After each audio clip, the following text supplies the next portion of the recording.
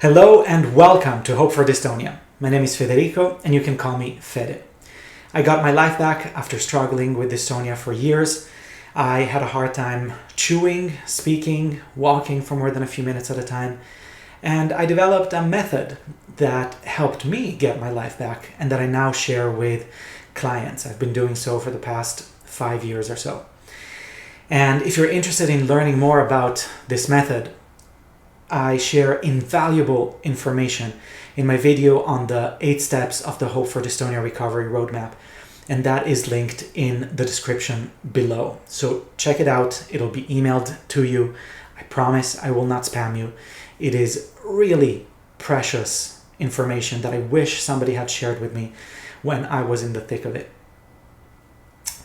So that being said, I have a couple of disclaimers before we get into this video about the causes of dystonia, really exciting topic. And the disclaimers are as follows. Number one, we're going to be talking about health, but we're not talking about medicine. I am not a medical professional and I do not offer medical advice.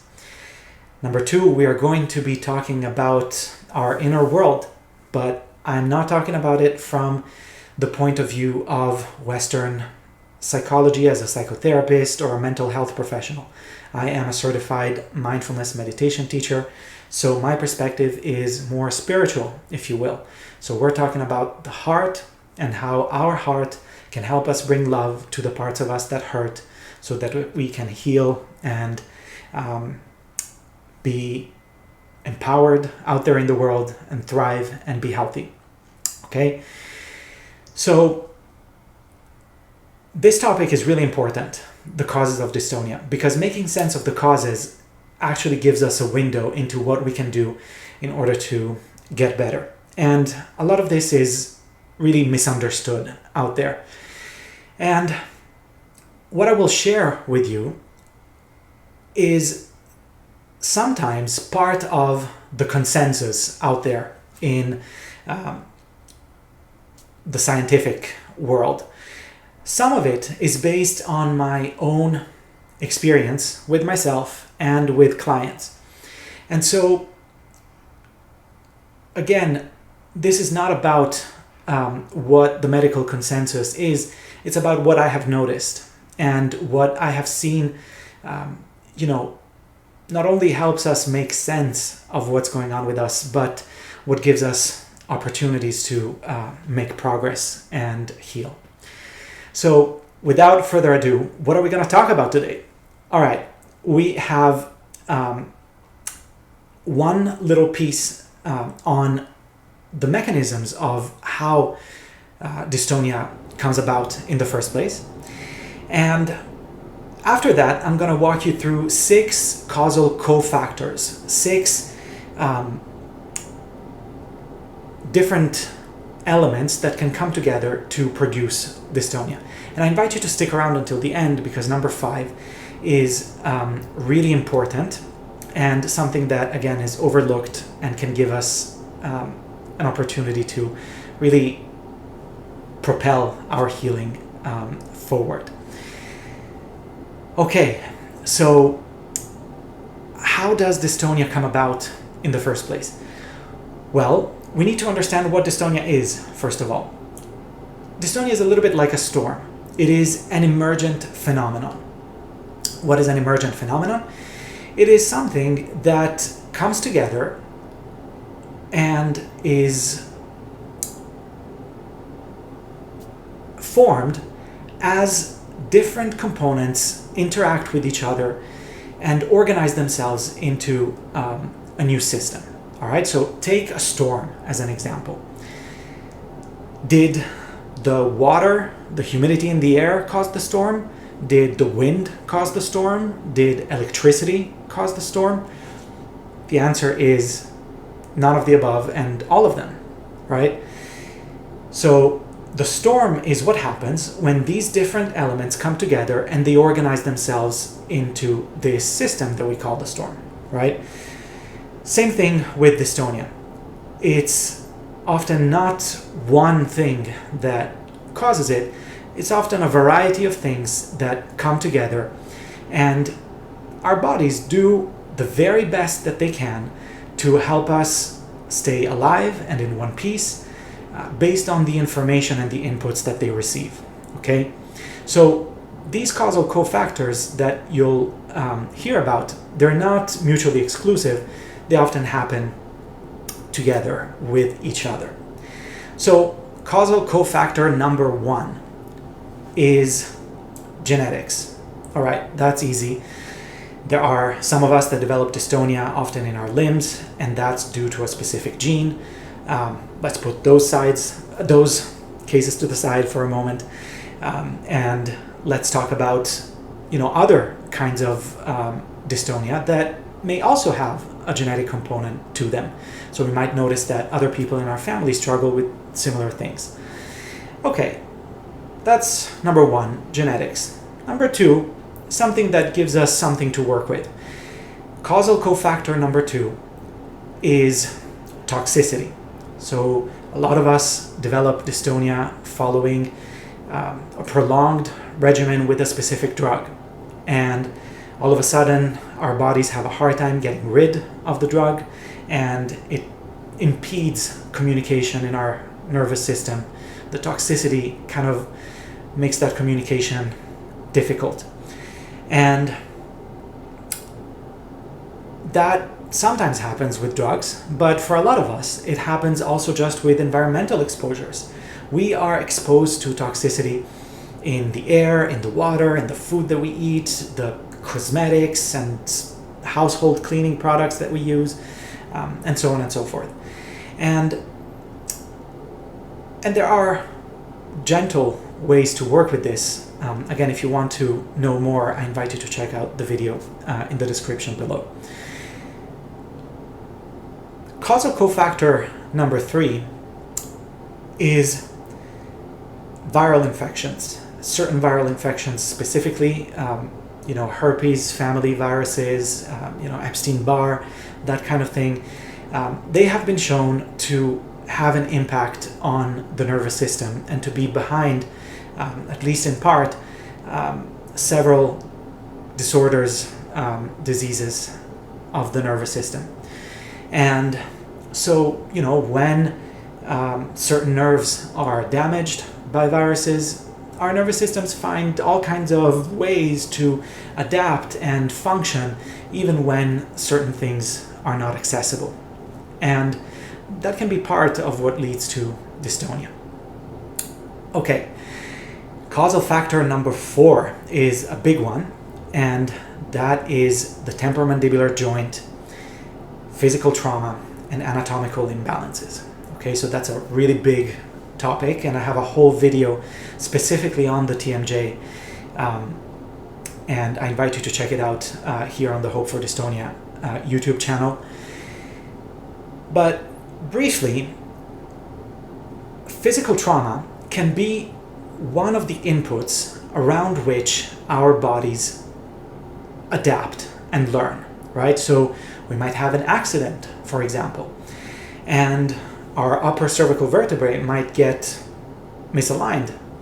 And as a result, our nervous systems have to do all kinds of acrobatics in order to try and keep us in one piece and relatively straight and so on. And our proprioception might become impaired as well when this kind of thing happens, as if we have a hard time perceiving where left and right are and where the floor is relative to our head and so on. Often, upper cervical vertebrae, problems in the upper cervical vertebrae come with issues in the jaw, right? So our jaw gets misaligned relative to the cranium. And so what can happen because of, yes, accidents or dental treatments, orthodontic treatments, and so on that didn't really meet our needs, right? What can happen is that the condyles, or the ends of the jaw bones, end up pressing one set of cranial nerves, key pathways in the nervous system, more on one side than the other. And so we end up with one side that is hypertonic, that is really tight and heavily stimulated, and another side that is kind of sleepy and underused, hypotonic. And so what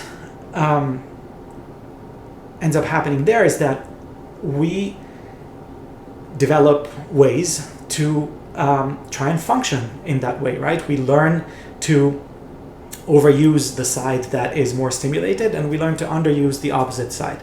And there are all kinds of things that we can do wisely and skillfully, working with the right professionals, to help us restore an occlusion, so a way to close our teeth, that is supportive for our nervous systems, while maintaining our sovereignty, right? While being in touch with the messages that our nervous system provides us, letting us know, hey, I need a little bit more height in my teeth here or there. This is what would support me in maintaining a sense of symmetry and balance. Again, if you want to know more, there's a whole video about that, and perhaps more importantly, the video that is linked in the description below on the 8 steps of the Hope for Dystonia recovery roadmap. So let me say one more thing about this. There can be anatomical imbalances that are not a result of accidents, or that maybe are aggravated by accidents, but were there to begin with, maybe as part of those genetic predispositions. I'm talking about imbalances in the cranium often. When our cranium is not perfectly symmetrical, our jaw and our vertebrae might have to do all kinds of acrobatics in order to fit in or under a cage, so to speak, that is not perfectly symmetrical. And that can make us more prone to imbalances at the neuromuscular level. Causal cofactor number 5 is psychological trauma. I'm really excited about this one because it is often overlooked, it is often misunderstood, and it can actually provide us with an incredible opportunity to deepen our healing when we know how to work with it properly. So when I speak of psychological trauma, I am not just speaking of a big event that happens, for example, in our adult years that triggers our symptoms. That happens often, and that is important. But perhaps even more important is something that I have seen in myself and in pretty much everybody that I have worked with. And that is developmental trauma. So in particular, attachment disturbances. What am I talking about? I'm talking about the fact that when we are young, we develop and our nervous systems form through our relationship with our primary caretakers. Okay? So when we have good enough caretakers that are regulated, that themselves had good enough caretakers, right? Mom and dad, for example, are able to show us what it's like to soothe ourselves. They know how to help us feel protected.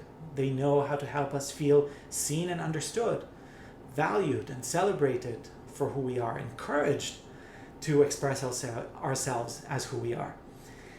And so when we have an opportunity to experience these fundamental qualities of secure attachment, right, of secure bonding with our primary caretakers, our nervous systems develop in such a way that allows us to remain more or less regulated throughout our lives, right? So we're not constantly in a state of sympathetic engagement, right? We're not constantly, clenching our fists, and we're not hypervigilant. We're not freezing. We can come in and out of sympathetic and parasympathetic engagement, right? And we can face the challenges in our lives from a place of regulation. And we can come back to a sense of peace and soothing and so on within ourselves when something is difficult, all right? When, on the other hand, we don't experience enough of those qualities that I mentioned earlier, our nervous systems do not develop the ability to stay regulated in the way that I described earlier, right? And so here's the really important thing to remember about developmental trauma and dystonia. We end up developing strategies to meet our core psychological needs around attachment that force us to stay outside of our window of regulation. Okay? So let me say that again. We are forced through these strategies that we developed to stay dysregulated, right? So either in sympathetic engagement, for example, we're constantly hypervigilant, or we freeze and we wish to hide from the world. We fawn, we please people, right? All kinds of trauma manifestations of this kind. So why is this important? This baseline of dysregulation ends up being the background against which everything else happens. All the other causal cofactors then manifest themselves, right? And so if I'm really tense to begin with, and then I have an injury, with my teeth and my jaw, and I end up having an imbalance with my temporomandibular joints, that injury will end up being manifested over a background of a lot of tension, and I end up learning to stay stuck in this pattern, right, of asymmetry. Let me give you an example. So let's say, true story, that my parents are prone to sudden and unpredictable bouts of rage, right? And so as a child, I don't feel emotionally safe. And I am always waiting for a shoe to drop, right? And so I'm constantly hypervigilant, and I'm constantly scanning my parents' faces so that I can understand every little mood and every little thing that's changing, and I know exactly how to fix them and how to, make sure that they calm down. And that's how I meet my fundamental psychological need for safety, right? And so I live my life like this. And,